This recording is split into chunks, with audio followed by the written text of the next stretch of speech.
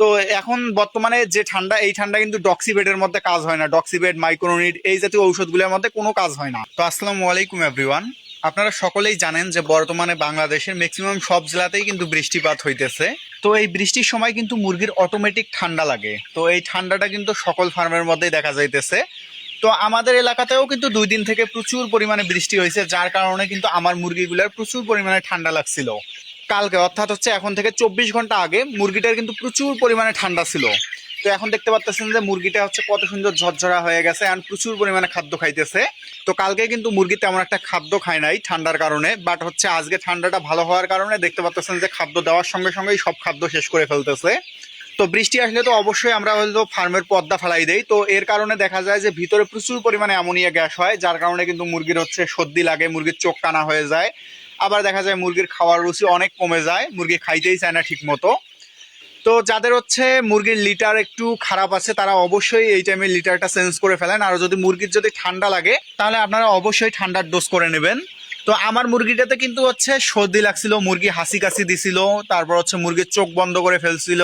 তো সেখান থেকে কি কি ঔষধ দিলাম এখন আপনাদের হচ্ছে একটু জানাই। তো প্রথমে দেখতে পাচ্ছেন যে এই ঔষধটা, এটা হচ্ছে অ্যান্ড্রোফ্লোক্সাসিন।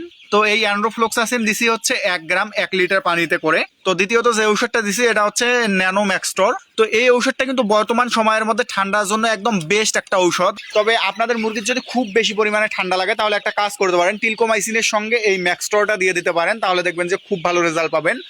তো এখন বর্তমানে যে ঠান্ডা, এই ঠান্ডা কিন্তু ডক্সিবেডের মধ্যে কাজ হয় না। ডক্সিবেড, মাইক্রোনিড এই জাতীয় ঔষধগুলোর মধ্যে কোনো কাজ হয় না। তো সে কারণেই কিন্তু আমি এই ম্যাক্সটরটা দিয়ে দিছি, অ্যান্ড ইনশাল্লাহ খুব ভালো রেজাল্ট পাইছি। ম্যাক্সটর প্লাস হচ্ছে অ্যান্ড্রোসিন এই দুইটা দিছি, 24 ঘন্টায় একদম মুরগি কিন্তু সুস্থ হয়ে গেছে ইনশাল্লাহ।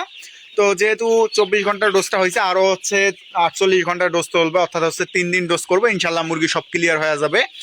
আর যে লিটারের বিষয়টা, অবশ্যই আপনার মুরগির যদি ঠান্ডা লাগে তাহলে লিটারটা ক্লিয়ার করতে হবে। লিটারে যদি অ্যামোনিয়া গ্যাস থাকে সেই অ্যামোনিয়া গ্যাসটা দূর করতে হবে। অবশ্যই লিটার আপনাকে শুকনা রাখতে হবে। আপনার যদি মুরগির যদি ঠান্ডা লাগে, লিটারে যদি অ্যামোনিয়া গ্যাস থাকে, তাহলে কখনোই কিন্তু ওই ঠান্ডাটা ভালো হবে না, আপনি যতই ঔষধ খাওয়ান না কেন। আগে আপনাকে হচ্ছে লিটার থেকে অ্যামোনিয়া গ্যাস দূর করতে হবে। যদি অ্যামোনিয়া গ্যাস দূর হয় তাহলে দেখতে পারবেন যে একটু মোটামুটি ভালো ব্র্যান্ডের হচ্ছে ঔষধ ব্যবহার করলেই ঠান্ডা দেখতে পারবেন যে মুরগির ঠান্ডাটা কাটি যাবে। তো যাদের একদম খুব বেশি পরিমাণে ঠান্ডা লাগবে মুরগির, তারা একটা কাজ করবেন, সেটা হচ্ছে যে টিলকোমাইসিন, যেমন হচ্ছে কিউটেল এস আছে, তো ওর সঙ্গে এই ম্যাক্সটোরটা দিবেন, আর হচ্ছে পালমোকেয়ার জাতীয় কোনো একটা কিছু স্প্রে করবেন। তো মুরগি পালন বিষয়ে সকল কিছু জানতে আমাদের পেজটি ফলো করে পাশেই থাকুন।